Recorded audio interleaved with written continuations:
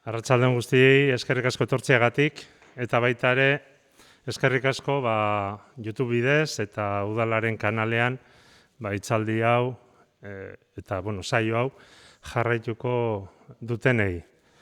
Gracias por haber aceptado la invitación que hemos hecho desde el Ayuntamiento de Hondarribia para esta primera iniciativa del plan de participación ciudadana que tiene que ver con el plan general, con la nueva tramitación del plan general. Ni ez naiz luze arituko, aurkezpena besterik ez dut egingo, baina jakin badakigu hemengo gehienok prozesu luze batean hasi garela joan den uztaila eskioztik berriz ere. Desde el 23 de julio del año pasado, del 2020, nos hemos embarcado en la nueva tramitación del plan general.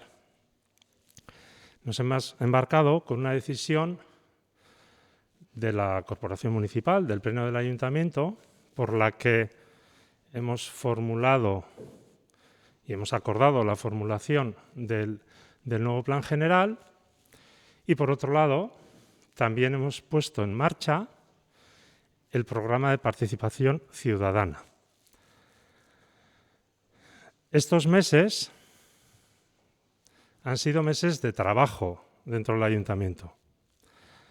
Se está redactando el avance del plan general, además. Y ese avance, ese trabajo, verá sus frutos en un breve plazo de tiempo.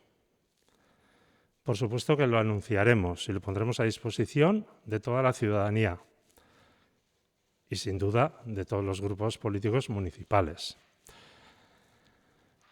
Horretan ari gera, beraz, nik uste dut gehienok jakin badakigula 2017an onartu genuen plan orokorra baliorik gabe gelditu dela, eta hori berretsi da aurtengo otsailean, eta nola aukera hori, aukera posibletzat geneukan, udaletikan bi bide hartu genitun. Bat, oraintxe aipatzen ari garen planaren tramitazio berria egitea, eta beste izan zen, auzitegietan, epai bidez, landu ziteken bidea. Bide hura bukatu inda. Bide hura bukatu denez, orain ari gera plan berriaren izapidetzean. Estamos en la tramitación del plan, en la nueva tramitación del plan general de Hondarribia, que, como he dicho, quedó invalidado, quedó sin vigencia en febrero de este año. Esan dut ez dudala luze hitz egingo, baina bai uste dudala hori kokatzeko, hori esatea komeni dela. Beste gauza bat ere esan nahi nuke. Gure jardun hau, gaurkoa, bat izango da prozesu luze batean. Beraz, alde horretatik, bai hemen zaudetenak, bai etorri gabe gelditu direnak, bai beste momentu batzutan interesa izan dezaketenek, izango dute makina bat aukera plan honen prozesuan parte hartzeko. Baina, eraberian esan beharra dago, prozesua eta gaur hori azalduko zaigunez, prozesu horrek izango ditu hainbat eginkizun, hainbat lan egiteko momentuak, eta momentu horietako batzuetan izango da herritarren parte hartzea. Izango da udaltaldeen parte hartzea. Izango da beste administrazioek egin beharreko ekarpena egiteko momentua. Prozesu luzea da. Idea bat egiteko 2008an hasi zen aurreko planaren tramitazioa eta 2017an onartu genuen. Casi todos sabréis, muchos de los que estamos aquí tenemos cierta edad y entonces sabemos que muchas veces son procesos costosos, procesos con mucha participación, ciudadanía, grupos políticos, otras administraciones, redacciones, exposiciones públicas, alegaciones, hasta llegar al documento definitivo. A mí me gustaría remarcar esa idea también. Hoy se hará la introducción general y ahí también podremos ver cómo cada uno de nosotros y de nosotras, por nuestro interés, bueno, pues podremos participar en diferentes momentos y de diferentes maneras en el plan. Azkeneko hitza, web orrian jarri dugu orain arte dugun informazioa. Eta hemendik aurrera ere, etengabekoa izango da web orri horren mugimendua. Saiatu gera, lehen aipatu dugun bezala, Hondarribiko udalaren kanaletik ere, hau zuzenean eskaintzen, eta beste alde batetik, hortxe izango da, zuzenean jarraitu ez duenak, inoiz kontsultatu nahi baldin badu, hori kontsultatzeko.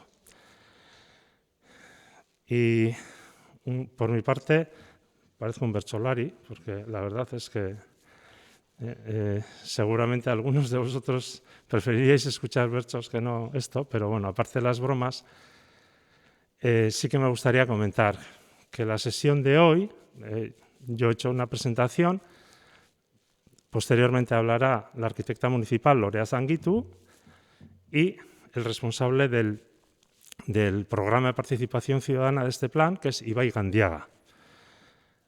Haien eskutan utziko zaituztet, eta alde horretatik, espero dut hemendik azalduko direnak baliagarri izatea zuen jakin-mina asetzeko, eta lehen esan dudan bezala. Prozesuan zehar izango dugu hainbat parte hartze mota bideratzeko. Eskerrik asko, eta orain Lorea, zuri emango dizut hitza. Bueno, arratsaldeon.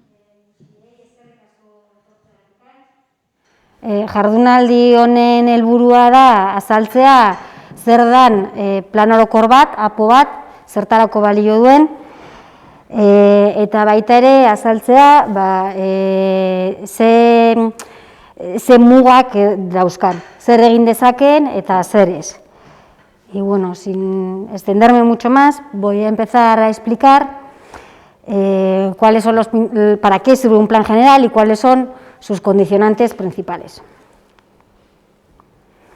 Vale. Bueno, la charla que voy a dar va a tener tres partes. La primera es explicar para qué sirve un plan general. La segunda, explicar cuáles son los condicionantes de ordenación del territorio y de leyes sectoriales que le afectan, como pueden ser la ley de costas, ley de prevención de inundaciones, etcétera. Y la tercera es explicar cuáles son las fases de redacción y tramitación de un plan general. Vale.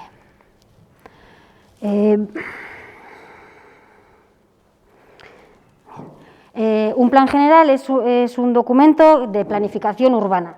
Define qué se construye y dónde se construye. Y tiene ámbito municipal, esto es, abarca todo el territorio del municipio de Hondarribia. El promotor del plan general es el ayuntamiento y tiene una doble vertiente. Por un lado, es un documento de planificación estratégica, define cuál va a ser el futuro de Hondarribia, analiza cuál es la situación sociourbanística en este momento, identifica cuáles son las oportunidades de crecimiento y oportunidades para la ciudad, hace propuestas urbanísticas, pues en este barrio se van a construir no sé cuántas casas o en este otro se va a hacer este equipamiento.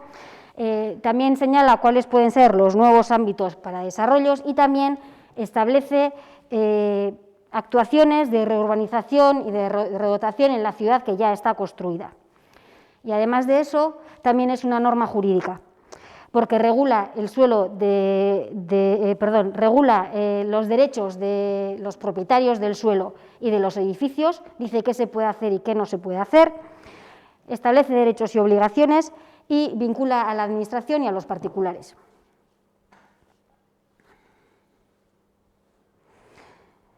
Como he dicho, en resumen, se puede decir que el plan general sirve para decir dónde se puede construir, cuándo se puede construir y qué es lo que se puede construir y para qué se pueden utilizar los edificios y los suelos. El Plan General fija un proyecto de ciudad, establece cómo se prevé su desarrollo y además todas las licencias urbanísticas dependen de lo que se establece en el Plan General, así que marca cuál va a ser el futuro de la ciudad y mientras el planeamiento esté en vigor no se podrán hacer actuaciones que no estén reflejadas dentro del Plan General o del planeamiento que desarrolla este Plan General.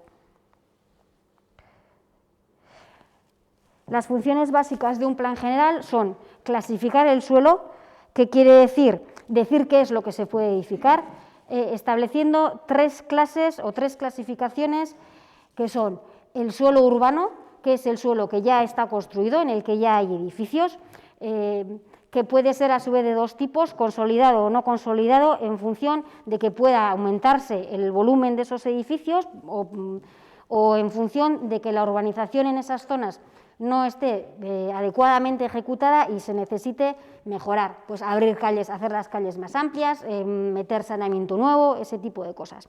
O puede ser consolidado, que es la parte de ciudad que está construida, está bien construida y en la que en principio no se pretenden hacer grandes cambios, aunque un edificio que está en mal estado se puede derribar y construir otro o puede haber ese tipo de actuaciones, pero no se prevén grandes cambios en lo que ya está edificado.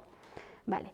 También puede ser suelo urbanizable, que son los suelos en los que en este momento no hay nada construido, pero por causas debidamente justificadas, como es la necesidad de vivienda, por ejemplo, o la necesidad de más suelo para actividades industriales, el ayuntamiento prevé que se vayan a construir. En esos suelos se delimita, normalmente se remite a otra figura de planeamiento, que es un plan parcial, y esos suelos son suelos en los que se prevé que vaya a crecer la ciudad. Y luego, la mayoría del suelo, que es el suelo no urbanizable. El suelo no urbanizable no es adecuado para que crezca la ciudad. Normalmente no suele ser adecuado porque o bien está protegido por sus valores naturales, ambientales, etcétera, o paisajísticos, o bien es inadecuado porque pueden existir riesgos como los riesgos de inundación o porque, no sé, puede haber desprendimientos o algo así, y en esos suelos no se prevé que la ciudad vaya a crecer y están destinados a los usos agrícolas, forestales y ganaderos. Vale. Además de eso, no solo el Plan General dice qué es lo que se puede construir o dónde se puede construir, también dice para qué uso se pueden destinar eso que se va a construir. Como he dicho, se puede definir, a esto se le llama calificación del suelo, perdón. La calificación del suelo es establecer cuáles son los usos que se pueden hacer en cada uno de los ámbitos. Y esos usos normalmente se dividen en usos residenciales, esto es, las viviendas, usos de actividades económicas, lo que todos conocemos por los suelos industriales, y los usos dotacionales o de equipamientos, que abarcan pues, el polideportivo, salones de actos como este, por ejemplo, también los espacios libres, los parques, las calles, las vías principales, etcétera. Y también los suelos en los que hay otro tipo de dotaciones, como puede ser la depuradora, por ejemplo. Vale.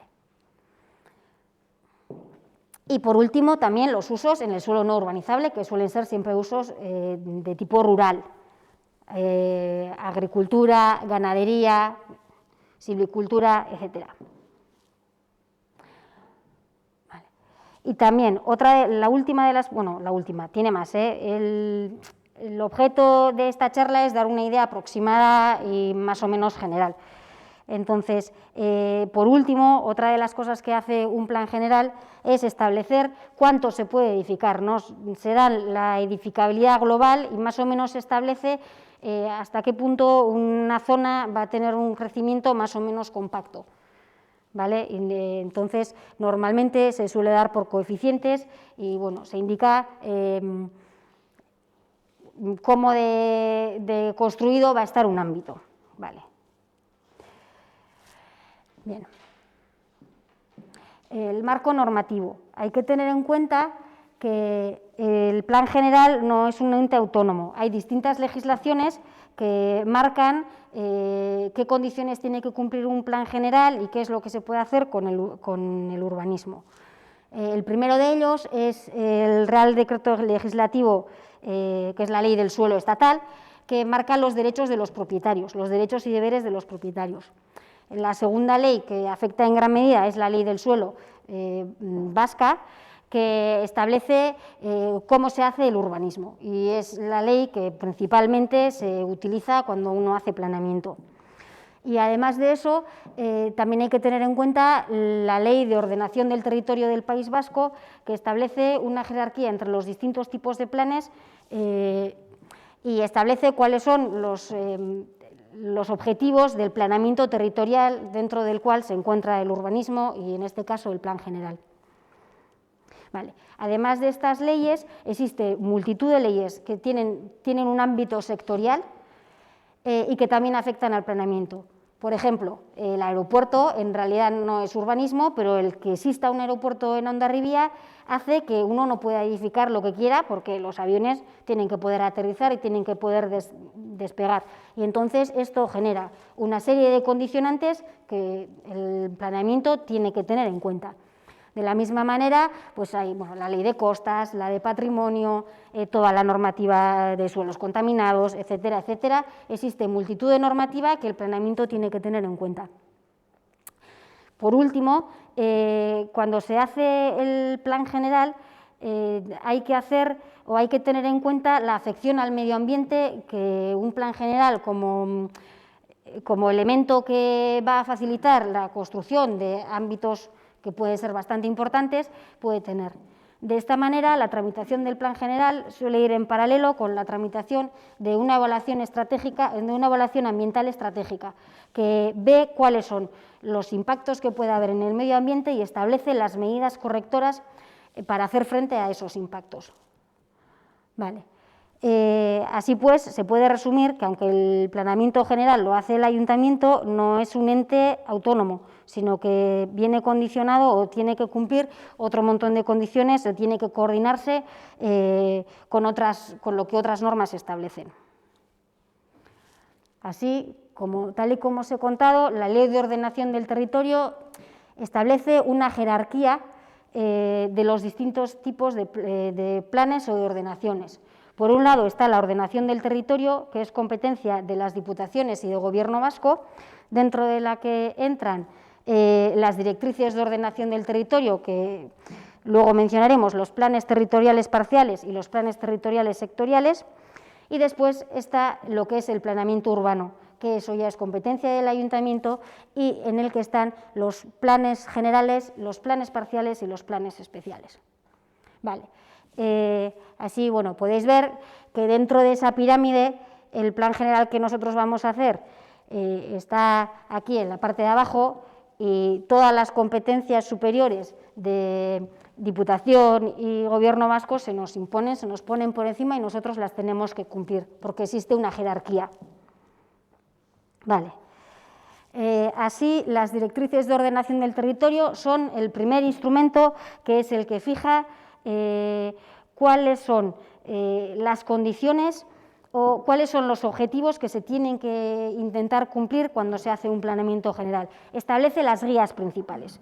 No entra a ver en detalle qué es lo que se puede hacer en cada municipio, pero sí establece una serie de condicionantes que el planeamiento y también los planes territoriales parciales y sectoriales tienen que cumplir. Es una mirada a vista de pájaro de todo el territorio en la que se establece cuáles son las actuaciones más importantes y demás. Toda la ordenación del territorio persigue buscar un equilibrio entre las diferentes necesidades para intentar buscar una mejor coordinación entre lo que se hace en unas zonas y lo que se hace en otras y buscar un territorio equilibrado. Vale. Esto es el plano resumen de las directrices de ordenación del territorio. No me voy a alargar mucho porque puedo estar, si no, hasta mañana y no es plan, ¿no? Pero bueno, como se puede ver, las directrices de ordenación del territorio marcan una jerarquía entre ciudades, se ven las 3 capitales, se ven los núcleos de mayor carácter comarcal, las principales vías de comunicación, cuáles son las zonas protegidas, etcétera, etcétera. Vale. Después de las directrices de ordenación del territorio, tenemos los planes territoriales parciales, que es el siguiente paso en el escalón. De alguna manera, los planes territoriales parciales establecen establecen para un ámbito más reducido que el de las directrices de ordenación del territorio establecen una serie de condiciones que también los planeamientos tienen que cumplir. Ya empezamos a acercar un poco más el objetivo y a ver más de cerca las determinaciones que se deben cumplir. Vale. Bueno, la comunidad autónoma está dividida en 15 áreas funcionales que no tienen por qué coincidir exactamente con cada una con un municipio ni con varios municipios. Se establecen estas áreas funcionales en función de cómo funciona el territorio, por ejemplo, de cómo funciona el territorio, de las necesidades que se encuentran. Y Hondarribia se encuentra enclavada en el área funcional de Donostialdea-Bidasoa y se encuentra enclavado dentro de la agrupación urbana y perurbano de Txingudi-Bajo Bidasoa, que enmarca a Hondarribia e Irún, porque se entiende que estos dos municipios funcionan en muchos aspectos de manera conjunta y son un centro terciario sobre el que gravita gran parte del norte de Navarra y también algunos pueblos de Iparralde. Con lo cual, las determinaciones del plan territorial parcial de Donostialdea-Bajo Bidasoa, muchas de sus determinaciones son conjuntas para los dos municipios o tienen en cuenta esta particularidad de funcionamiento conjunto de ambas. Vale. Bueno, este es un cuadro resumen de lo que dice el plan parcial. Se define el área estratégica de Txingudi, en el que se establecen pues, los puntos principales. Bueno, podéis ver aquí la zona protegida de Jaizubía, determinaciones para Zubieta, etcétera, etcétera. Tampoco vamos a entrar a mirarlo en profundidad, pero estas determinaciones las establece el plan territorial y el plan general las tiene que tomar y las tiene que cumplir. Otra de las determinaciones que establece el plan territorial y que es vinculante es la cuantificación residencial. El plan territorial nos da un máximo y un mínimo y el plan general lo tiene que cumplir. En este caso, En este caso, se fija entre 1.775 y 2.400 viviendas.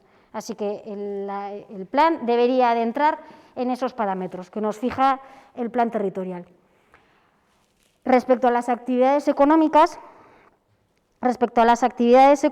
lo mismo. Se fija una superficie de entre 20 y 30 hectáreas que se debe cumplir de manera global y también se determina que en la zona de Zubieta es posible construir un parque empresarial que existía en las normas subsidiarias actuales, existía también en el plan general que se aprobó en 2017.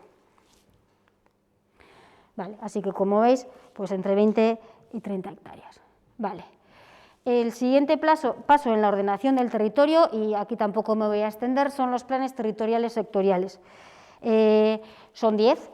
Uno por cada ámbito, y lo que hacen los planes, estos planes los desarrolla el Gobierno vasco y la Diputación Foral y cada uno establece desde su perspectiva distintas determinaciones que otra vez el planeamiento también tiene que cumplir. Estos planes son el agroforestal, que se refiere a los suelos no urbanizables, ríos y arroyos, energía eólica, red ferroviaria, etcétera. Hay unos cuantos, carreteras, vías ciclistas, bueno, vale.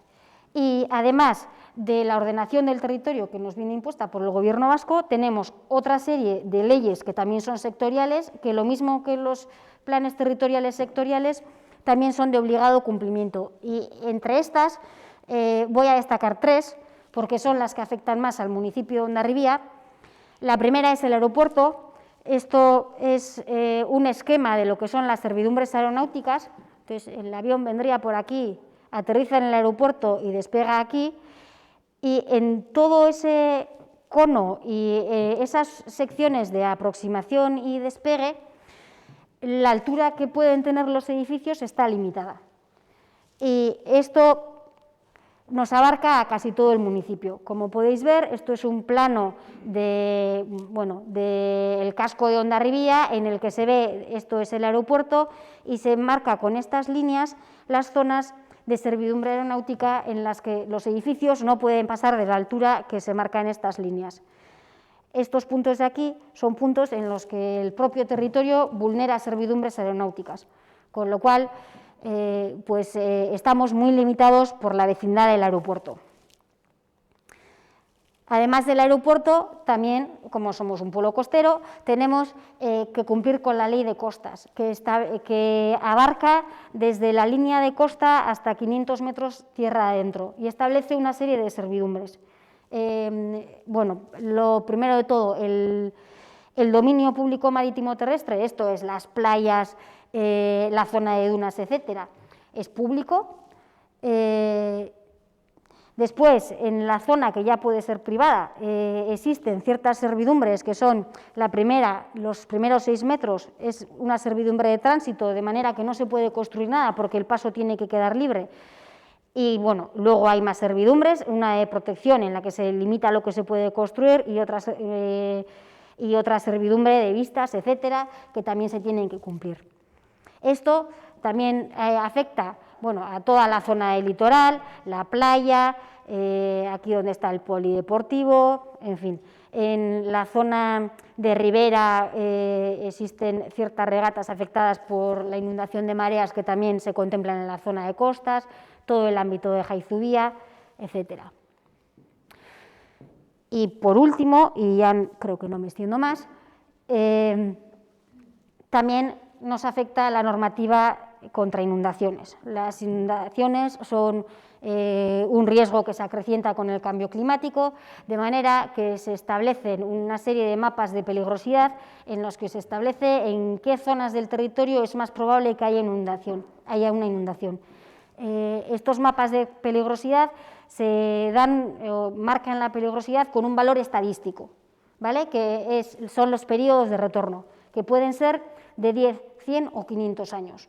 En la zona de periodo de retorno de 500 años, el riesgo de que haya una inundación grave es relativamente bajo, con lo cual se puede construir o se pueden implantar usos con relativa libertad, pero en la zona del periodo de retorno de 10 años el peligro de que haya una inundación es bastante grave, con lo cual la ley limita mucho el tipo de actividades que se pueden hacer en esos suelos y también limita la posibilidad de construir en ellos. Vale.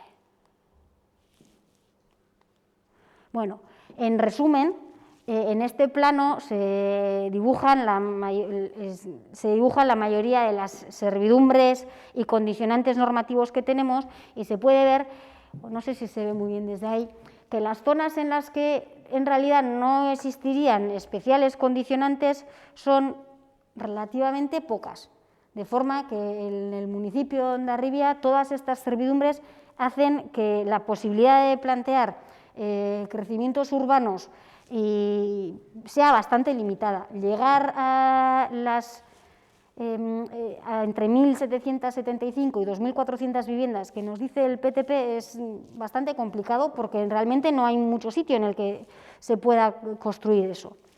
Vale.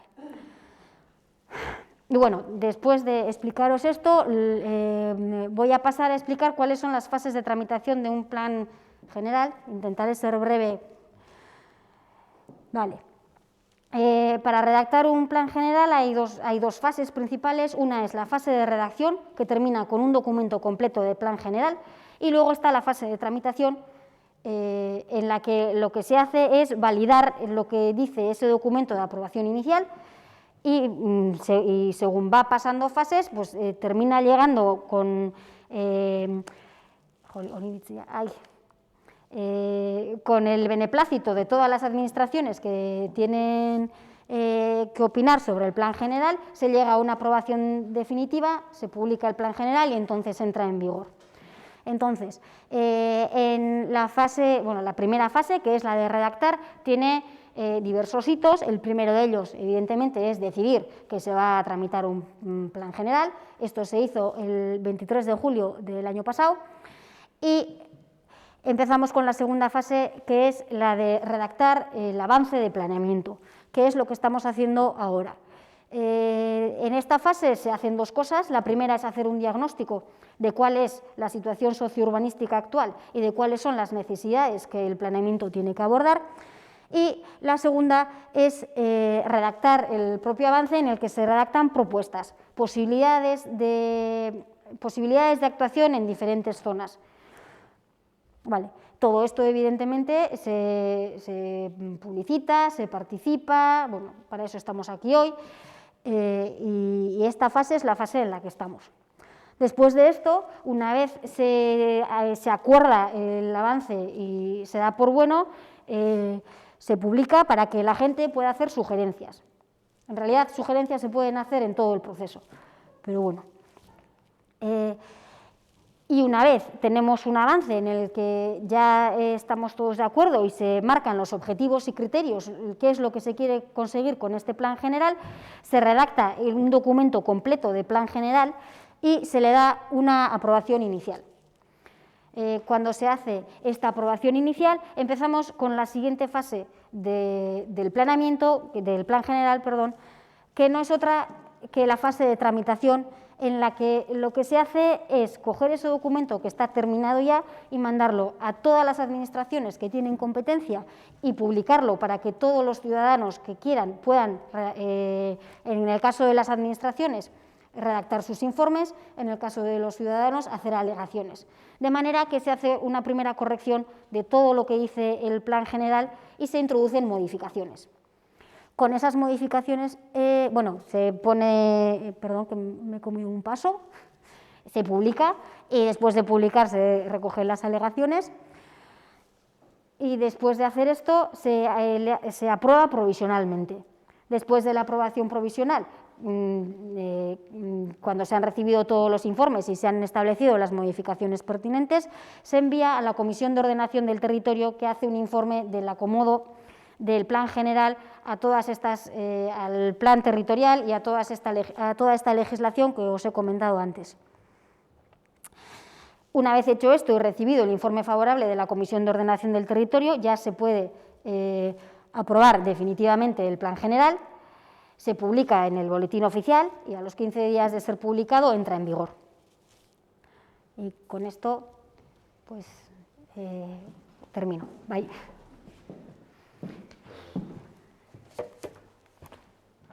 Eskerrik asko, Lorea. Lorea, nire handia izan du, oso gauza konplikatua azaldu delako. Eta seguruenik, zuetako askok galdera eta zalantza asko izango dituzue. Ez zait harritzen. Lehenik eta behin, etxean daudenak entzuten gaituzte, baina hemen ondo entzuten da, ondo entzuten duzue, gutxi gora bera. Vale. Saiatuko naiz pixkat maskarilla eta kontuekin, saiatuko naiz ozenago entzuten, eskatuko diogu kideei pixkat atutzeko. Nire izena Txominek esan duen bezala, nire izena Ibai Gandiaga da, arkitektoa naiz, zuetako batzuek ja ezagutzen nauzue. Hondarribia orain dela dexente denboraz naizela bueltatzen, plazer bat da, ni euskaldun berri bezala, plazer bat da euskaraz aritzea eta jendearekin euskaraz egin ahal izatea, bai esparru pertsonalean eta bai profesionalean ere. Hizkuntza aldetik, esan beharra dago, gaurko saioa, saiatu garela elebiduna izaten, adierazten ditugun hitzak euskaraz esaten ditugunean, atzean izango duzuen presentazioa gazteleraz egongo da eta alderantziz. Nolabait, hizkuntza eskubideak bermatze aldera eta guztiok jasotze aldera informazio hau. Aurrera. Bueno, nire jarduna gutxi gora bera euskaraz izango da, geldituko naiz puntu batzuetan gaztelera pasako naiz, baina Txominek azaldu duen bezala nire funtzioa, festa honetan, izapidetze eta tramitazio eta kontu hauetan, herritarren eta administrazioaren arteko nolabaiteko transmisio, nola esaten da, korrea de transmisión, hori, izate da, ez?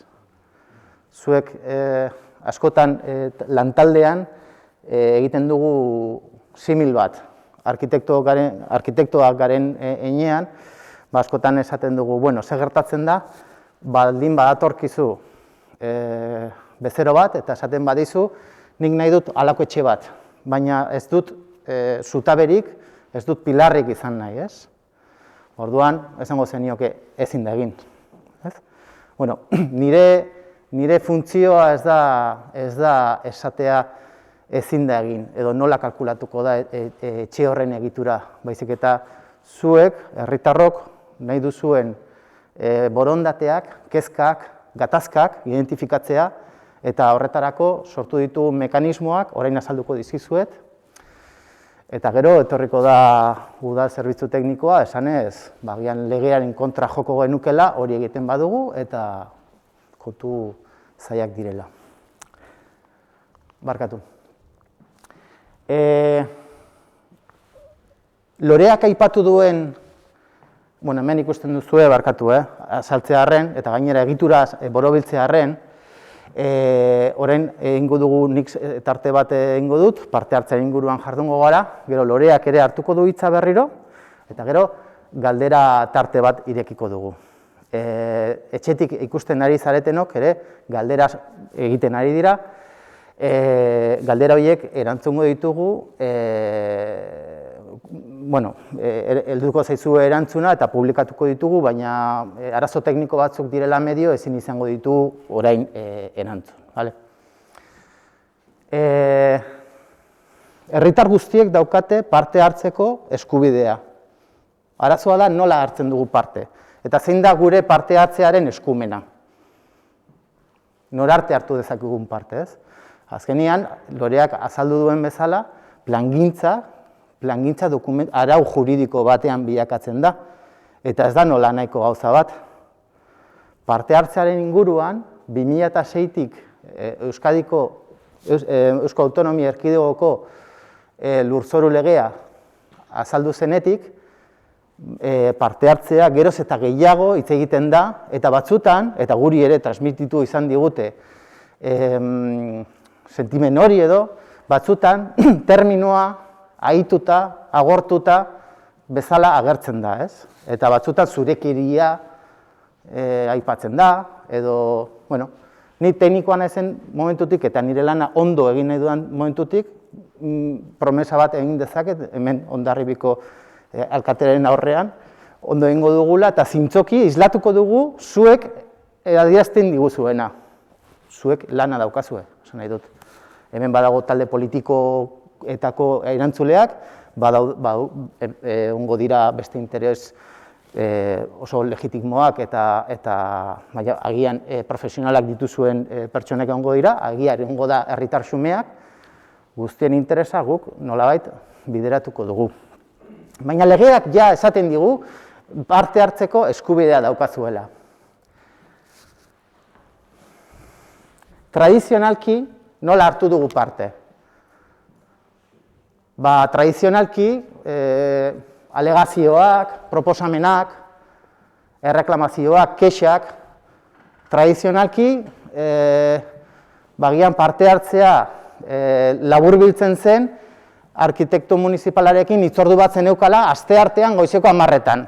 Parte hartze, oso konplikatua, bi seme-alaba baldin badituzu eta zaintza lanetan baldin bazaude, ez? Orduan, paradigma pixkat aldatu da. Legeak, 2006 legeak, Eusko Autonomia Erkidegoko legeak, ja esaten digu, gutxienez, gauza gutxi esaten digu, oso gutxi, eta parte hartzean ibiltzen garen teknikoei burua uste handiek sortzen dizkigun gutxitasun bat da, baina esaten digu nola hartu dezakegun parte.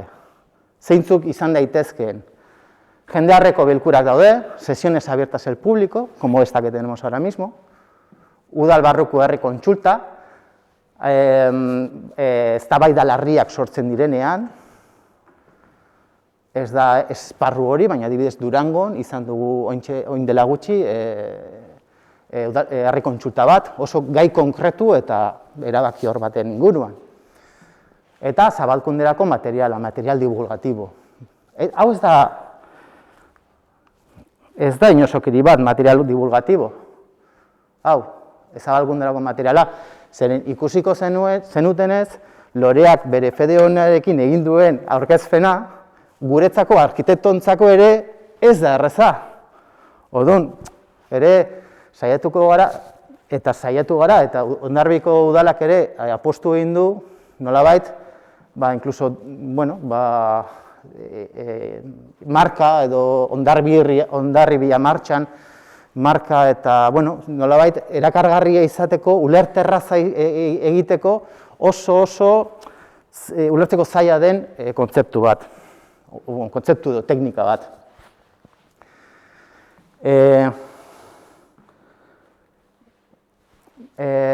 Bueno, hemen akats txiki bat dago, hemen da, sententzia honek esaten duenaren arabera ere, bueno, parte hartze programan azaltzen den zati bat da, eta hemen azaltzen da ere bai zer den parte hartzea, ez? Alde batetik, parte hartzea, hau da, herritarrek euren erantzule politikoak aukeratzen dituzten, demokratikoki aukeratzen dituzten momentutik, udaletxeak egiten dituen gauzak, ere, zilegitasun demokratiko bat badauka, hori hortik hasiko gara. Hay una cierta legitimidad democrática de las decisiones tomadas por un gobierno elegido democráticamente. Gertatzen dena da, nolabait herritarren kontrapesu bat behar duela hortan, ez? Eta demokratikoki ona da, kontrapesu horiek sortzea eta kontsentsuak eta adosteak sortzea. Orduan, hemen, informazioa, interesak defenditzeko aukera, zuek interesak dituzue, hemengo batzuk interesak dituzue, zilegia da, ona da, eta azaldu behar dira, evidentemente. Eta prozeduran parte hartzeko izateko aukera izatea. Adibidez, tailer bat planteatzen badugu, astearte batean goizeko 11etan planteatzea, segun eta norekin hartu nahi duzun kontaktu, ondo da, baina agian herritar xumerik ez zaizu agertuko, normala den bezala. Orduan, bueno, hori teknikan ere nolabait kontutan hartu beharreko gauza bat da. Parte hartze programa honen helburuak hortaz, publizitatea egitea da, ahalik eta jende gehienen enteratzea da helburu.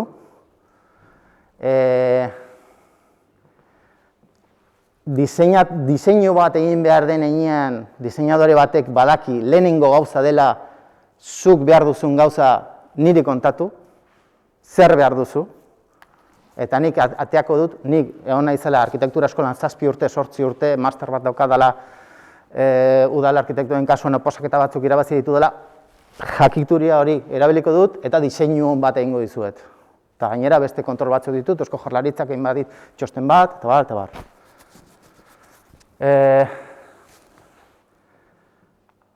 Informazio fluxuak bideratu, hau da, hasi gara abildua hondarribia.eusera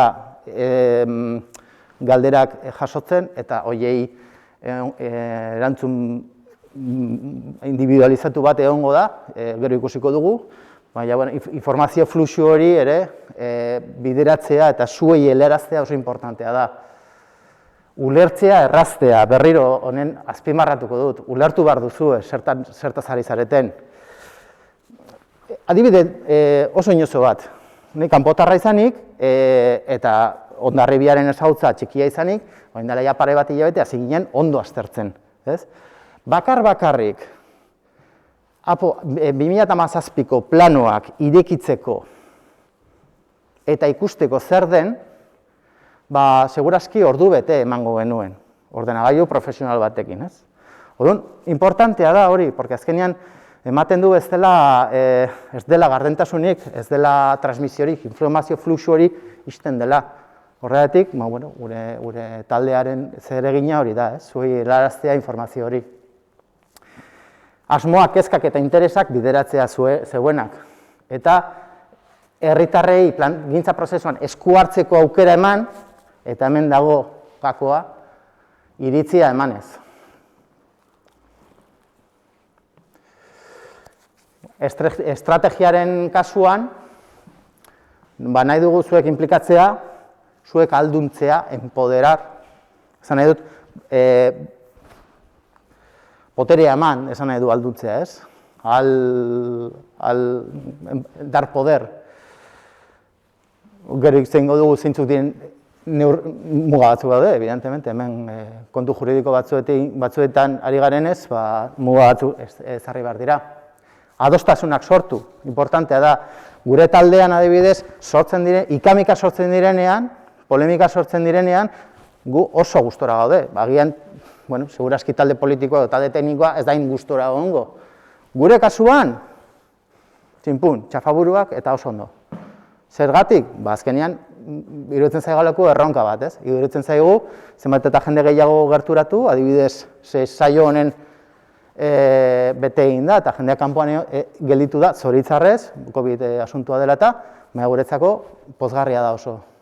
Demostratzen duelako, bere herritaz arduratzen den, herri bat dagoela. Eta gardentasuna. Beti bilatuko dugu zuek enteratzea zertan ari garen eta ze puntutan gauden.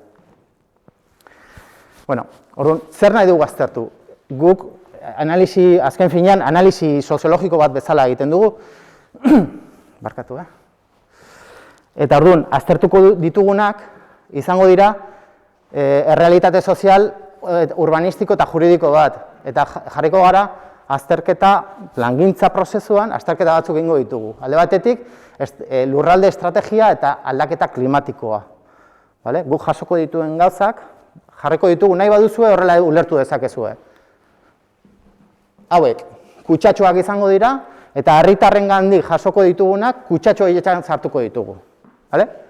Gero, nolabait informazioa ordenatu behar dugulako, diskurtso koherente bat emateko aldera, eta parte hartze informea ere hor gelditzen da, gero erantzule politiko eta teknikoei esateko aizue parte hartzean, hau honetaz hitz egin zen, eta honei buruz zer.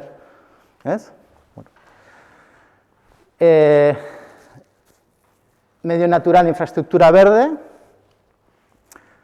ondare kulturala eta paisaia ondarea, mugikortasun eredua, espazio publikoa, etxebizitza eta jarduera ekonomikoak. Hauek dira gure kutxak, gure ezagutza kutxak. Eta gero, beste gauza bat da, ze betaurrekoekin, ze antiojuekin jartzen garen hau aztertzen. Ze adibidez, mugikortasun ereduari buruz jardun gaitezke, baina, klaro, oso ezberdina da, generoaren aldetik planteatzen badugu, ingurumenaren jasangarritasunik planteatzen badugu mugikortasun eredua, iraunkortasun sozialaren ingurutik, iraunkortasun ekonomikoaren aldetik, euskararen aldetik. Euskararen kasuan adibidez, aparteko txosten bat eskatzen da hizkuntza talka ondorioak aztertze aldera. Baina sartuko dugu, hau izan da, egin diguten iradoikozion bat eta ontzat eman dugu eta modifikatuko dugu hau pixkat hori islatu dezan. Ez dakitak izuen, hirigintzan badago eztabaida bat, euskararen arnasguneak direla eta ez direla, eta egokia iruditzen zaigu gauden hizkuntza testu ingurua ikusita. Orduan, badakigu zer aztertuko dugun, badakigu ze betaurrekoekin aztertuko dugun, nola egiten da guztia. Tresnak ditugu, kotxe bat konpontzera goazenean bezala, tresna batzuk erabiliko ditugu. Tresna hauek, hitzaldiak dira, elkarrizketa, banakako elkarrizketak, taldeko elkarrizketak, komunikazio kanalak, informazio panelak, tokiko bulego bat planteatuko da,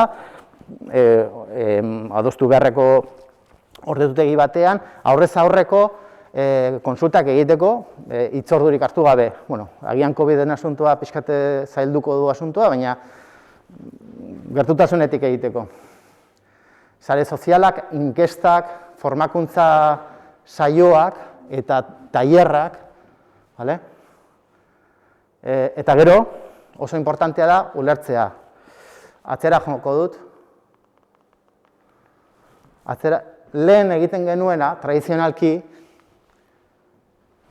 gauza bat da, eta hor mantentzen da. Legeak ezartzen dizkigun plazo batzuk daude. Hay ciertas cosas que la ley estipula, que evidentemente se mantienen. Alegaciones, fase de información pública, etc. Guk planteatzen ditugu los mecanismos que planteamos de participación son complementarios, no sustitutivos. Siempre se respeta escrupulosamente los designios de la ley. Orduan, alegazioak, informazio eskaria eta iradekozionak beti egin ahalko dira legeak esan ala. Esan nahi dut, askotan,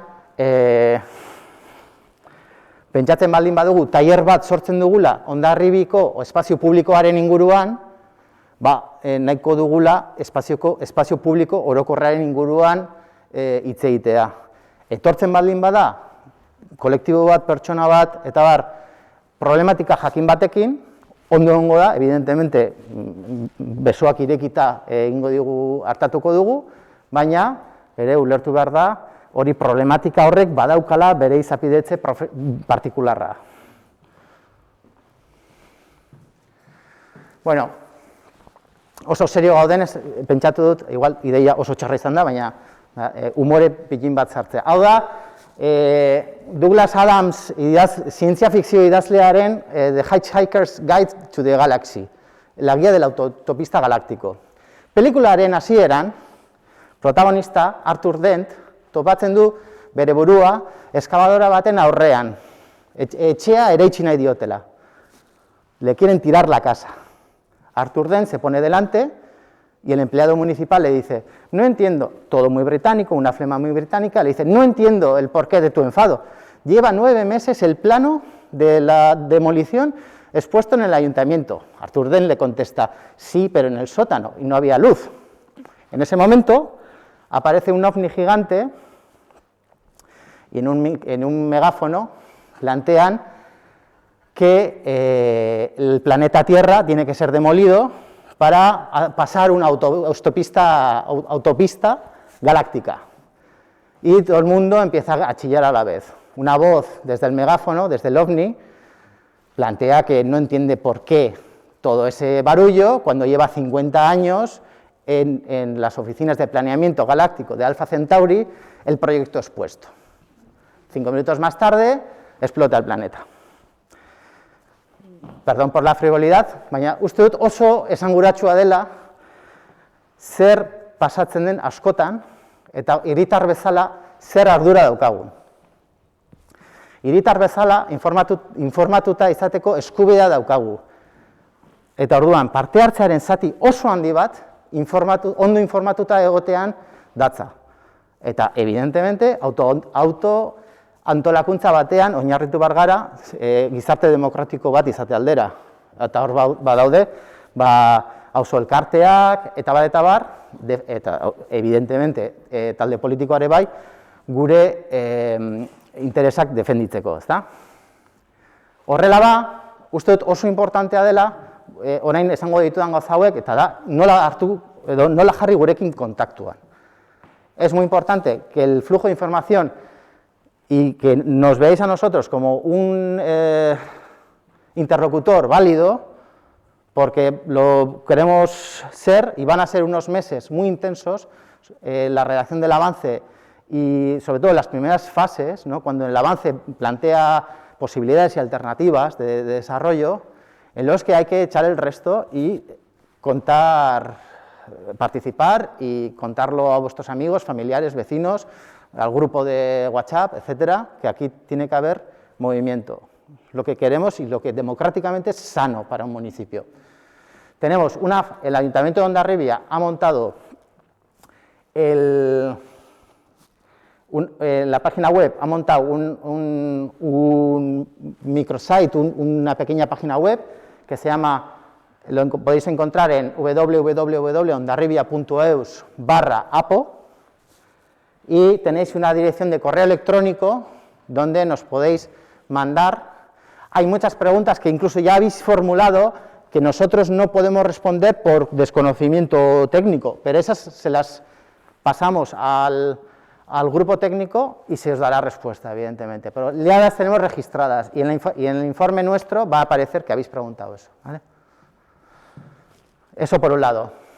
Por otro lado, en la propia página web ya veis los canales que tenemos de comunicación con vosotros. Por un lado tenemos un boletín donde los que os habéis apuntado ya habéis recibido un correo electrónico, ¿vale? Es automático, si somos muy pesados tenéis una casilla para quitaros en la suscripción, ¿vale? En principio ahí os vamos a dar cuenta de todo, de las actas de lo que hablemos, actas exhaustivas, la información. Si alguien dice, creo que estaría bien que circularéis esta información, bueno, en la medida de lo posible, pues también hay unas limitaciones técnicas, lo haremos o os indicaremos cómo hacerlo. Es una comunicación constante con vosotros. Este es el enlace para escribirnos un correo electrónico, este correo de aquí, ¿vale? Y luego, bueno, como vamos avanzando y nos volvemos más modernos y estamos con el móvil, hemos abierto un canal de Telegram. Telegram es una aplicación del móvil, ¿vale? Entonces, el canal, lo que os va, si os suscribís a este canal, este botoncito os daría la opción de suscribiros, es gratuito, y además de tener, pues bueno, probablemente es una alternativa a WhatsApp, por así decirlo, para verlo claro, ¿vale? Os vamos dando de un modo muy ágil la información sobre quedadas, encuentros, etcétera. Y con esto, ahora cedo la palabra a Lorea, que nos va a hablar, no sé si me he pasado o me he quedado corto, zuk beste 20 minutu izango dituzu, ez? Vale, eta gero irekiko dugu galdera tarte bat, berriro ere. Vale, bueno, orain azaldu nahi dizuet, labur, ze eskumen dauzkan apo batek eta noraino heldu gaitezken. Orduan, bueno, hiri plangintza zer dan azalduko dut, eta baita ere zer dan antolamendu estrukturala eta antolamendu xehatua, eta baita ere apo baten parte ez diren gaiak eta baita ere apo baten gai izan daitezkeenak.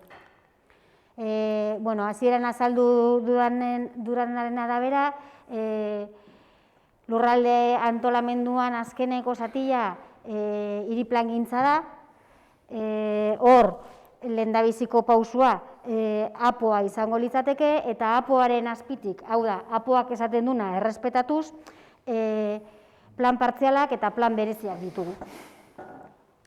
Vale. Vale, bueno, hirigintza plangintza, lurzoroaren erabilerak eta eraiki daitekena ezartzen du, lehen adierazten arabera, eta hainbat tresna daude, esan deten bezala, plan orokorrak, plan partzialak eta plan bereziak. Vale. Plan orokor batek bai egiturazko antolamendua, baita antolamendu xehatua bere baitan hartzen ditu. Azpilan ikusi dezakezuenez, hemen ikusten da egiturazko antolamendua hartzen duen, hemen portuko irudi bat jarri dut, hemen ikusten da dana bizitegi esparrua dela, eta hemen inguru hontan marra hauek adierazten dute zerbait gertatuko dela, kasu hontan plan berezi bat egin behar dela adierazten du honek, eta antolamendu xehatuak egiten duena da hori guztia zehaztu. Hau da, ez du bakarrikan esaten hemen bizitegi eremua dela, esaten du zein etxe bizitza mota sartzen den eremu bakoitzian. Hemen, jarduera eremua da, hau portua da, eta hemen ere esaten du, asko gehiago zehazten du zer egiten den puntu bakoitzian. Hau da, egiturazko antolamenduak zehaztu egiten du, lurraren okupazioa, non eraiki daitekeen eta non ez, lehen azaldu dizuedan bezala, klasifikazioa edo salkapena, eta baita ere ze erabilera egin daitezken, baita ere zein fasetan egingo da hori, eta azpiegitura nagusiak non kokatzen dian. Eta antolamendu xehatuak hori askoz gehiago zehaztu egiten du, eta eremu txiki batean edo txikiago batean ezartzen du zeintzu diren kale eta espazio libreen baldintza nagusiak, eraikinen baldintza zeintzu diran, hau da, zenbat solairu izan dezaketen, ze forma edukiko duten, aparkalekuekin ze gertatzen den, eta bar, eta baita ere antolamendutik kanpo dauden eraikinak zeintzu diran, hau da, eraitsi beharrekoak. Plan orokor batek, bai antolamendu, egiturazko antolamendua, baita antolamendu xehatua bere baitan hartzen ditu.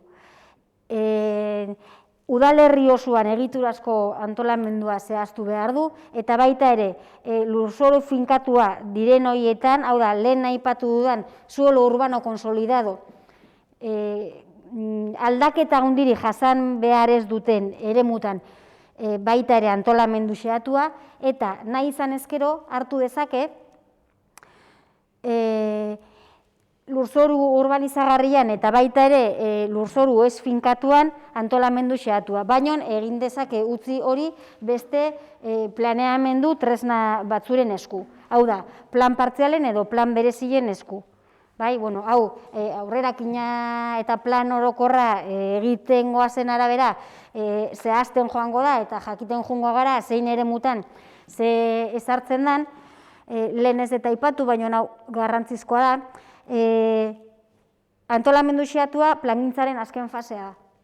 Horrekin plangintza amaitu egiten da, eta eremu askotan horrekin eraiki daiteke. Lizentzia eskatu daiteke,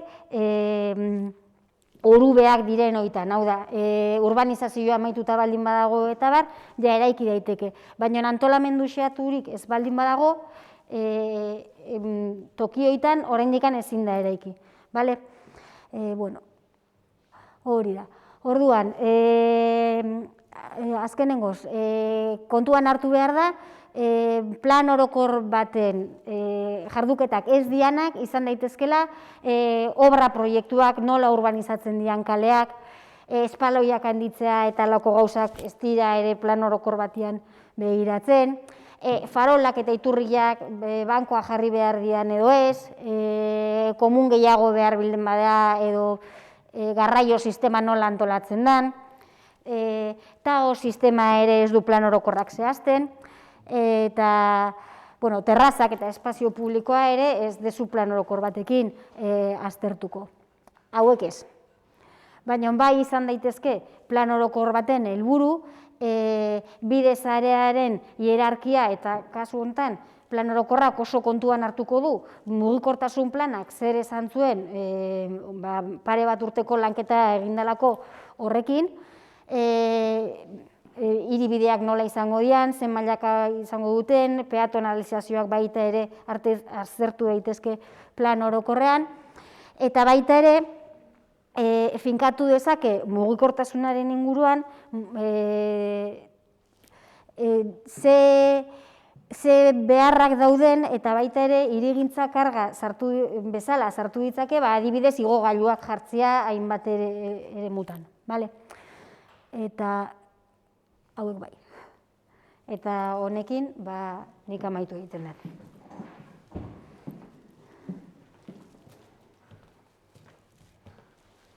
Orain, esan bezala, kaldera saio bat dituko dugu. Gelditzen naiz, hemen. Bai, segurazki gelditu Lorea, porque segurazki galdera asko izan daitezke, bai, pixkat mugitzeko eskatzen digu gure kideak. Markatu. Erdira joateko. Vale. En principio, las preguntas, si tenéis preguntas, las voy a volver a formular para que nos oigan en casa, ¿de acuerdo? Porque tenemos un micro, pero por protocolo COVID no podemos ir pasándolo de mano a mano. ¿Alguien tiene alguna pregunta? Xavier. Lehena teknikoa da, helbide elektronikoa jarri zuenean, jarri duzue APO, abildua, Hondarribia, Atxelarria. Bai. Hola da? No, es un fallo. Es un fallo. Galdetzen du Xabierrek, emaila zein den. Eta da, APO, ez dugu jartzeko aukerarik, baina APO, HAPO, abildua, hondarribia.eus, letra xumez, minuskula todo. Gero, botako dute, bana. Zenbat urtetarako izango da APO? Gutxi gara. APO batek zenbat urtetarako iraupena dauka?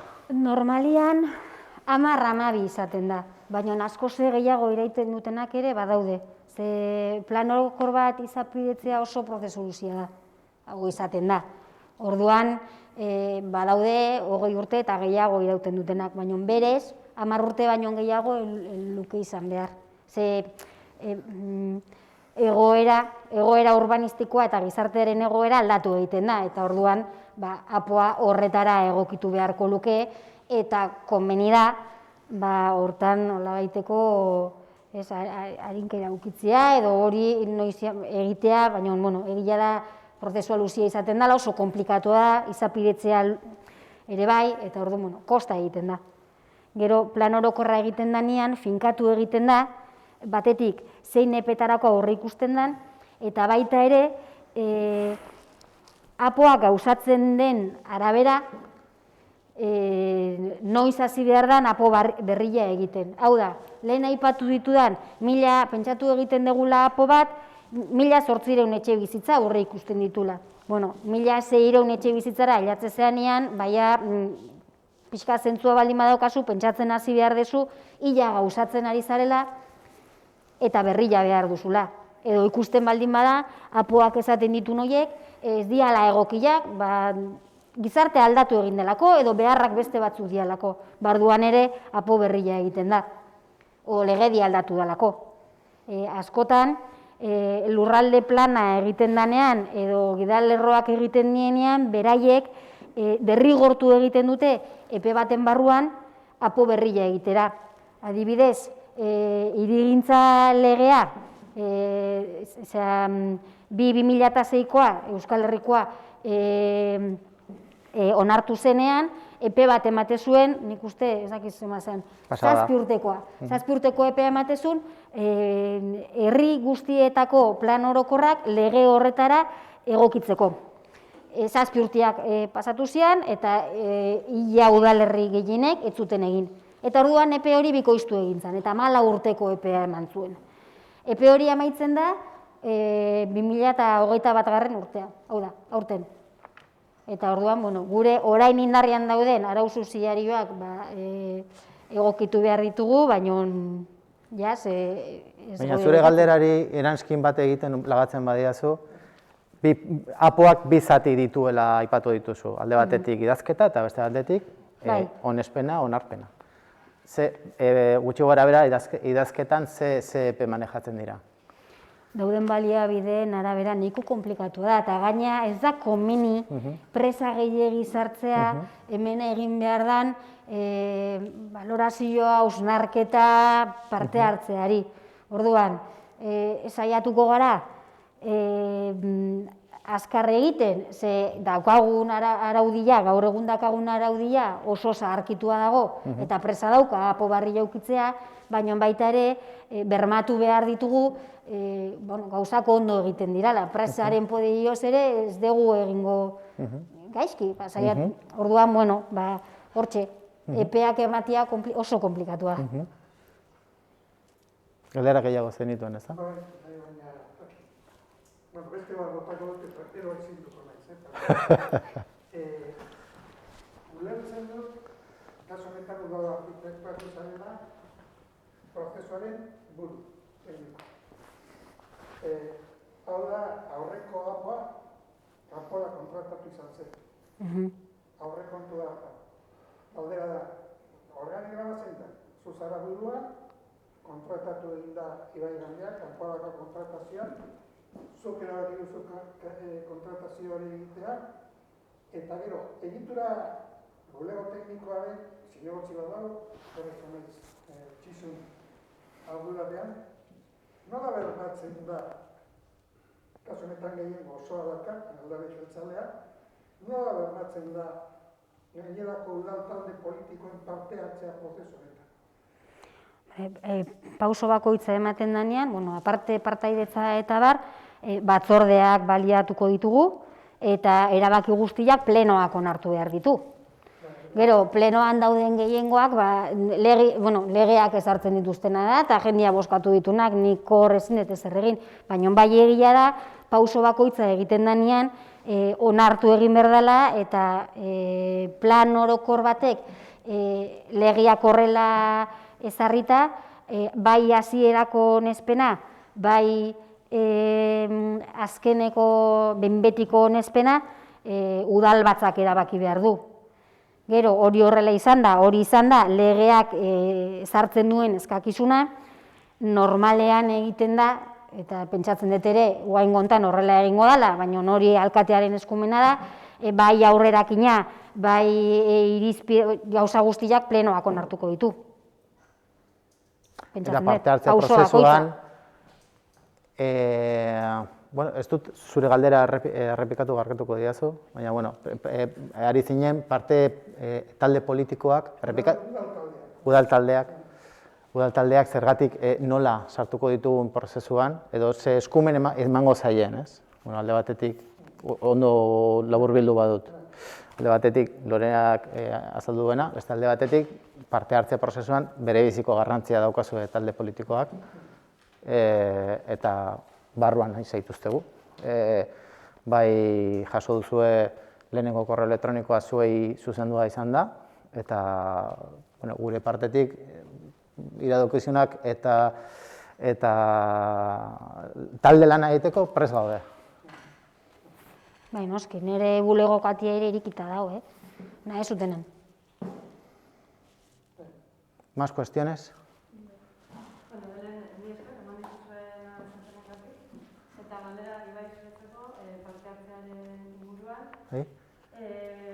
Oso argi utzi dute, eta oso ondo esan duzute, zein bitarteko digital jarri dituen udala martxan.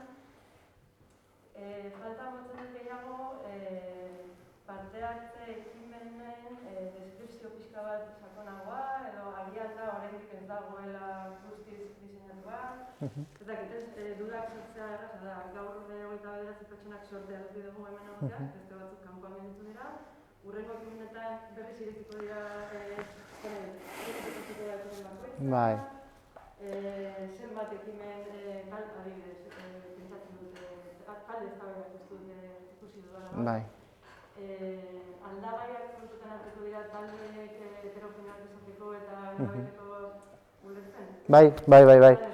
Zintzilikatuko zuten informazio hori, diseinatuta ez dago guztiz eta horregatik ez da gehiago sartu. Bai, importa dizu gaztelera zen antzuten badizut? Comentaba la compañera dudas sobre el proceso de participación, sobre, por ejemplo, la faena que es que estemos aquí solo los que estamos aquí, aunque la gente pueda estar en YouTube viéndolo, si está diseñado, ¿no? Si se ha definido otros canales, etcétera. Lo primero de todo, el tema de la brecha digital a nosotros nos causa mucho agobio, ¿vale? Aquí ha habido un despliegue técnico, que si Telegram, que si móvil, que si un formulario, que si nos ponemos en ese sentido muy nervioso. Primero, es una manera es una manera eficaz, la administración tiene que ser eficaz de llegar a un montón de personas.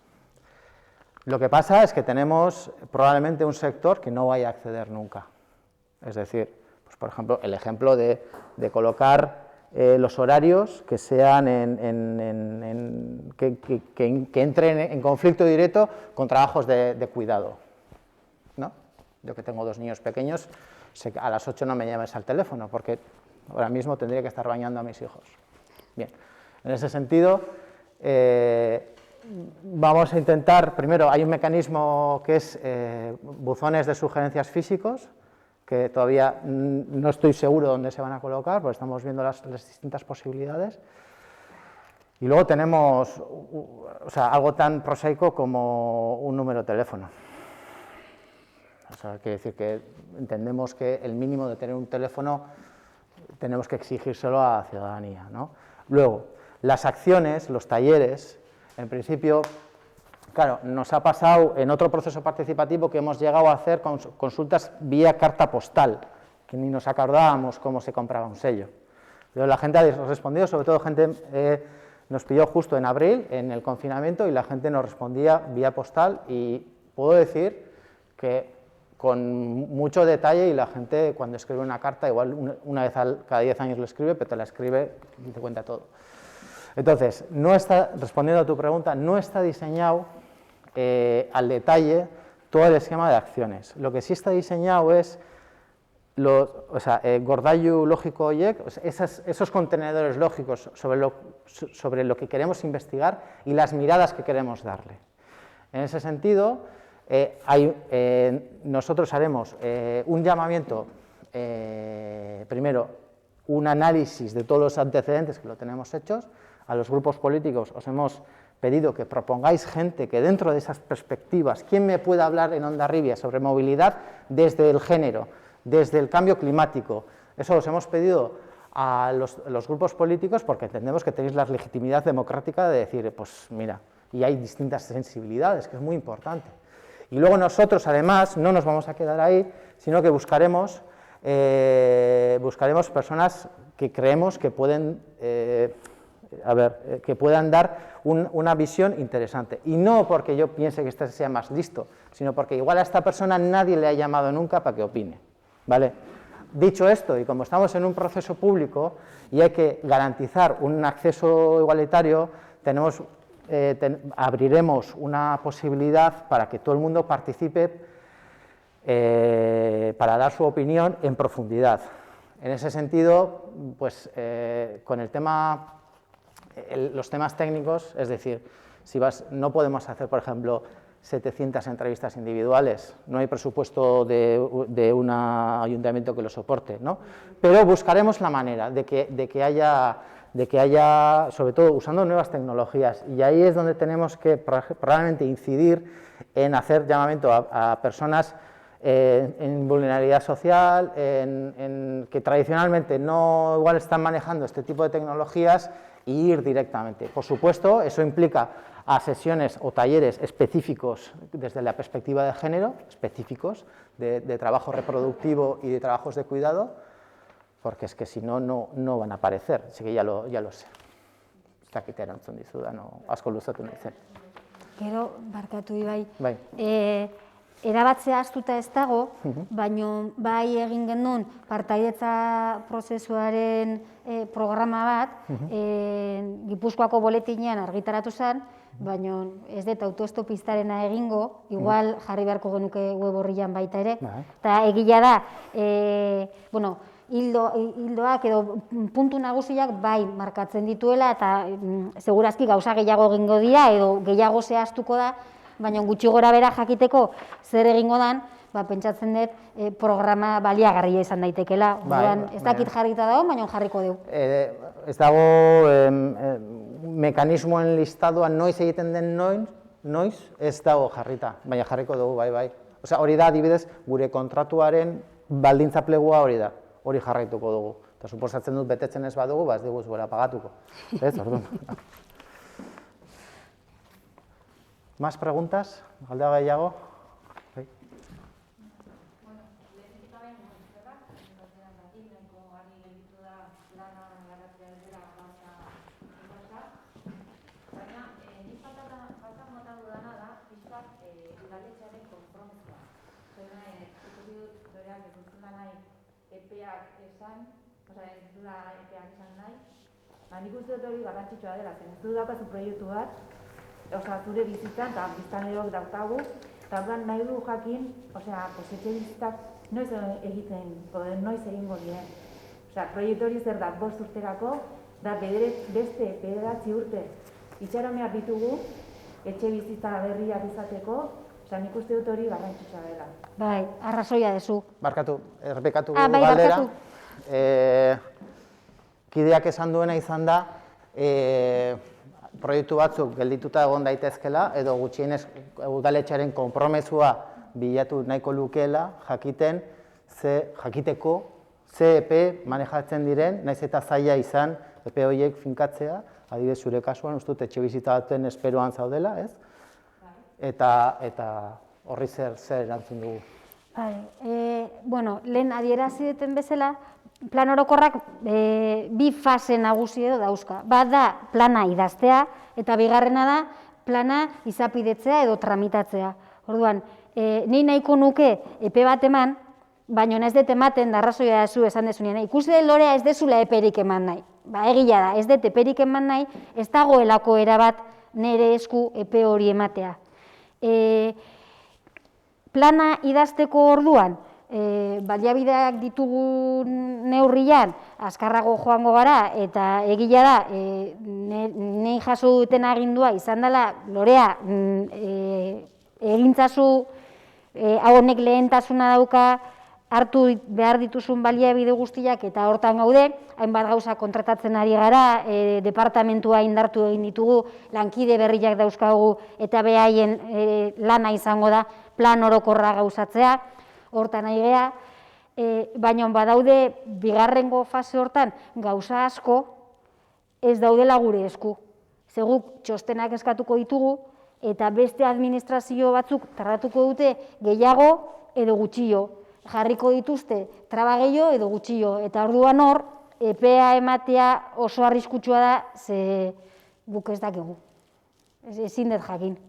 Orduan, bai, hor gertatzen da, orain dakagun berriro indarrean sartu dian arau subsidiarioak oso zaharkituta daude. Ez dute 2006ko lege hori betetzen. Derrigortuta gaude, lehenbailen plan berria ateatzea, eta hortan ari gara. Baina ez dago erabat gure esku, orduan epeak ematea oso arriskutsua da. Eta horregatik ez ditut ematen. Bai. Orduan, gaude, fase horretan, bigarren pausuan, ez? Bai. Orduan, orain hasiko gara, partaidetza prozesu honekin. CPA dauzkagu. Hori zer da, abendu arte, gero, idei horiek hartuta, kontutan hartuta, hasiko zarete berriro plana aldatzen. Baina hori zuen ez dago. Zaparte hori zuen ez dago. Bai, baina kontuan hartu behar da, lehen aipatu dut. Saiatzen gara azkar egiten, ari gara hortan, eta aurrerakina idazten ari gara nahiko landua dago, baina baita ere beste batzukin partekatu behar dugu. Danoren adostasun bat edo nolabaiteko adostasun bat jorratu behar da. Orduan, horreri presa sartzea komplikatua da. Bai nahi da, lehenbailen, baina benetan nahi zau sartzen epe bat ematen, ze esaten baldin baizut aurrerakina eukiko deula 2 hilabetetan, eta ez baldin badago, esango diazue, aizu, halako egunean esan zen duen, pentsatzen zen dula izango zala aurrerakina 2 hilabetetan, eta ez da izan. Eta igual ez da. Ze, berez, orain dikan egin gabe dagoen lan bada, hainbat gauza ikusi behar dira, benetan ez da erresa.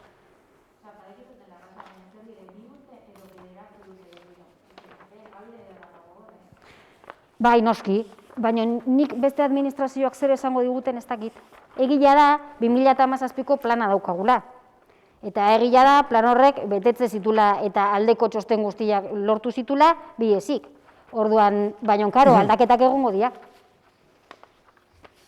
Eta aldaketa horiek ez dakigu ze izango dan. Hori, baita. Tokatzen baldin bada hauteskundia, hauteskundiak egongo dira, baina ezin dituzu hauteskundia gelditu. Bai, ulertzen dizut, baina benetan nahiko nuke esan epe bat, baina ez dizut esangoena ez ausartzen. Ez dakizu, gainera. Esango zen asmakizun bat, ez? Bai. Eman duzun epea lehen izan da 10 urtekoa. 10 urte izan zen aurreko plana. Aurreko plana. Bai, gehiago izan zen, baina oso luze josut. Baina aurreko planean gertatu ziren, hainbat gauza, orain ez daukate zertan izan. Egia da, eta hori egia da, orain dela 20 urte plan orokor bat egitezan 2 urtetan.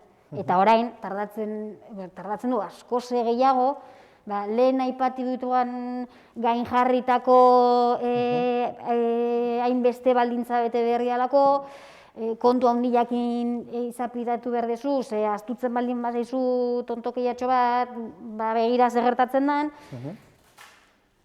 horrela gabiltza. Eta orain, edozein udalerrita juten baldin bazea, egia da planak ateatzen gehiago tardatzen dela.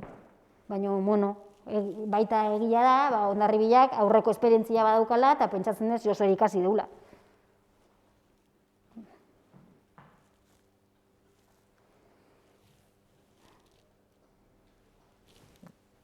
Galdera gehiago?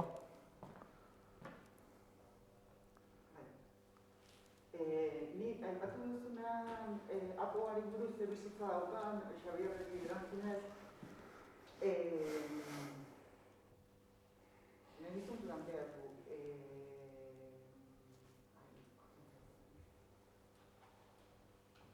Bai, hori da. Esan duzu, apo baten bizitza azkenean agortu daitekeela eraikitzeko etxe bizitza kopurua, gizartearen aldaketaren eraginez beharra ikusten dela apo berri baten idazketa edo, ez? Orduan, jakin nahiko nuke, ia kontutan izan da, aurreko apoa 2008 urtean idazten hasi zela, eta orduko Hondarribiko gizartean aldatu egin dela, urte hauetan, ia azterketaren bat egin den sozioekonomikoa, etxe bizitzarena, oraingo idazketa hau abiatzeko. Bai, hori egin behar da. Galdetzen dute, aurreko apoarekin alderatuta, 2008an idazten hasi zela, gizartea bestelakoa zela, gaur egun azterketa hori ontzat ematzen den, edo beste azterketa sozioekonomiko, etxe bizitzaren inguruko, edo bat egin alden. Bai, hori egin behar da, eta, oraindik ez dago amaituta, baina egiten ari gara, bai. Datua jasotzen, eta bar, bai. Bai, hori aurrerakinak 2 fase dauzka. Bat da diagnostikoa eta bestea proposamena. Orduan, aurrerakinaren diagnostiko hortan, sartuko dira, hemen pixkat azaletikan azaldu ditudan hainbeste kanpoko eragin, eta baita ere, herriak zer egin duen, ze behar ikusten dian, eta bar, bai.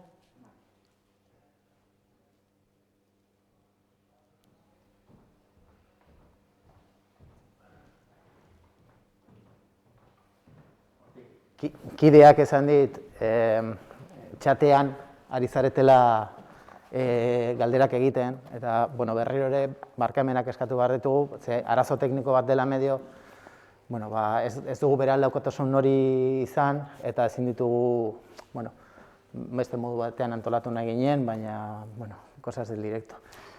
Responderemos a las preguntas a través de la dirección de correo electrónico de este chat que planteáis, ¿no? O sea, ha habido un problema técnico de, queríamos haber filtrado antes las preguntas, ordenar un poco y pasarlas aquí de modo ordenado, pero hemos tenido un problema técnico con el wifi y no ha podido ser, pero de todas formas se responderán convenientemente y bueno, solo me comentaba.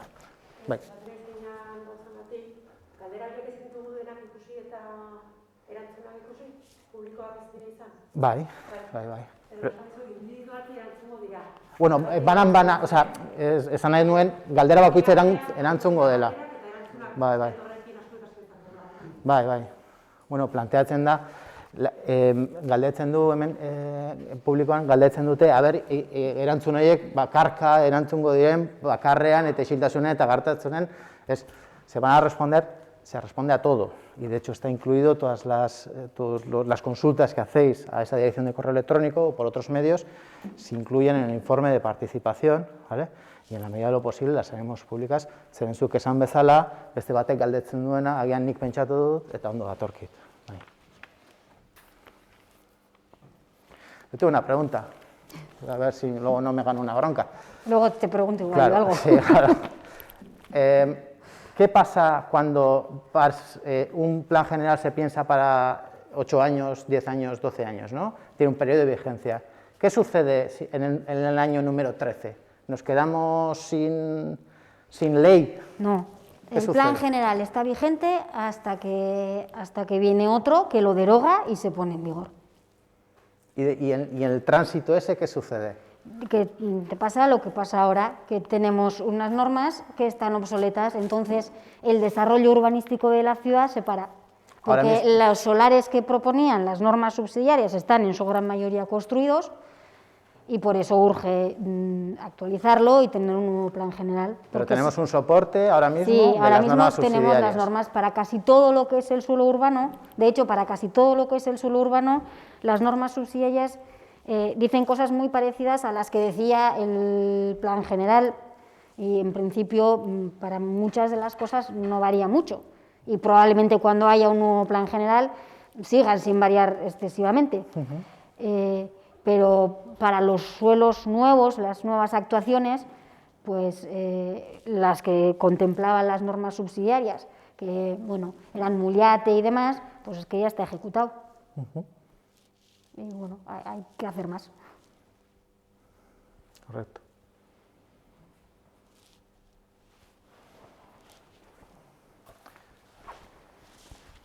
Barkatu, Xaber. Kezka, adia ziren kezka eta Loriari galdetu nahi diot, nun dauden zaintasunak, luzapenak zaipatu duzu, kanpoko informeak eta beste administrazioena identifikatuta egongo dira, zeintzu diren, alde batetik. Eta zer egin dezake Hondarribiko udalak prozesu hau ahalik eta bizkorren jateko. Zure dituz. Bueno, a ber, aurreko kasuan, luzatu zian, bai kostaz eta bai aireportuko txostenak, asko tardatu zuten, eta gero, zer egin dezake udalak arintzeko, dakizunez, kostaz eta aeroportua Madrilen daude, administrazio horiek zubialdu egiten dezu, eta txostena jaso arte ezin dezu gauza hundirik egin. Bai arindu dezakegu planaren idazketan, eta hortan egea, zer egiten den, baliabide jarri, eta hori egin da. Bigarren galdera beste egin. Udala egiten ari den moduan ondo ari da, hobetu daiteken udalaren jarduera, prozesua zera. Aireportua eta kostaz, baldintza bakarra baldin bada. Ez, asko gehiago dabe. Udala egiten ari den moduan, modu egokian ari da, nola hobetu daiteken, udalaren esku dagoena zer dan, bizkorrago eratzuteko prozesu honetan. A ber, plan orokor bat egiten danean, normalian, bi eratan egin dezakezu. Egin dezakezu, kanpoko enpresa bati, lehiaketa bat egin, kanpoko enpresa bati esleitu, eta baita ere egin dezakezu, zu zeuk hartu ardura hori, eta udaletxetikan bertatik eraman. Kasu hontan, udaletxeak erabaki du, barrutikan egingo gendula, horregatikan. Akulua jarri dezakezulako eta indar gehiago egin dezakezula plan hori azkarra teatzen. Eta hortan nahi geha. Zertan hobetu daiteken, ez dakit ikusten dut, ari garela aldegun azkarren egiten. Aurrerakina nahiko eginda dago eta egia da, guendala gutxi hasi ginen. Nik ikusten dut aurreko plana egin zanen, eta horrene honi udaletxean, baina ez lehitu zen 2008an eta aurrerakina atea zen 2011an, da hemen ez da horrela izango, asko ze azkarro izango da. Hombre, nik uste dut, Uztailaren 23ko udalbatzan, onartu izen, izapidetzea. Udalbatza hortan bertan, udalak erabaki zuen, kasazioa rekursoa jartzea, epaitegiak... Bai. Handik, 2 hilabetera,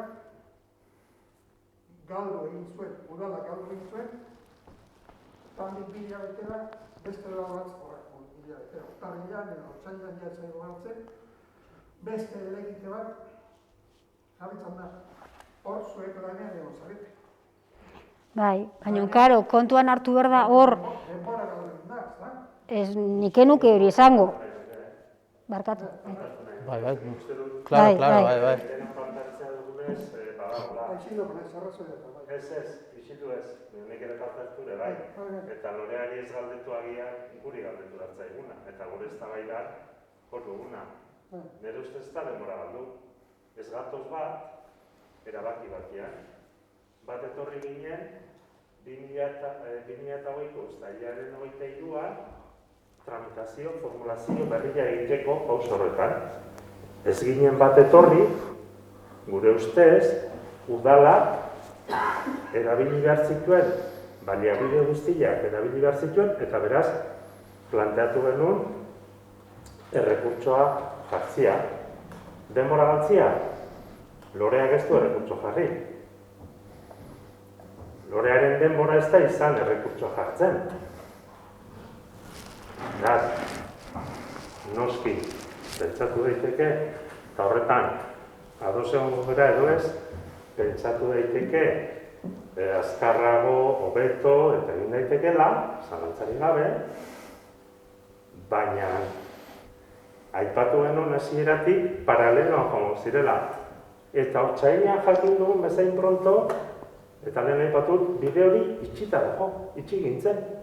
Guk bitartean, beste bide hau abilatu.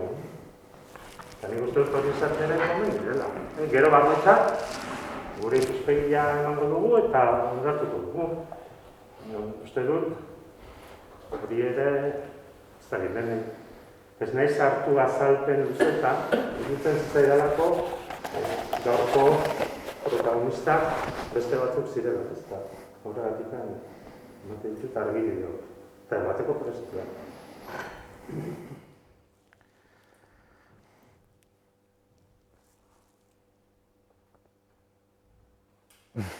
Besterik? Bueno. Besterik gabe, eskerrik asko denoi etortzeagatik, muchas gracias por venir. Os mantenemos informados a través del correo electrónico que habéis usado para hacer la inscripción. Si tenéis otro correo electrónico preferente, os apuntáis a la newsletter que está en ondarribia.eus/apo y ahí os encontraremos y tendréis noticias nuestras, ¿vale? Eskerrik asko denoi. Eskerrik asko.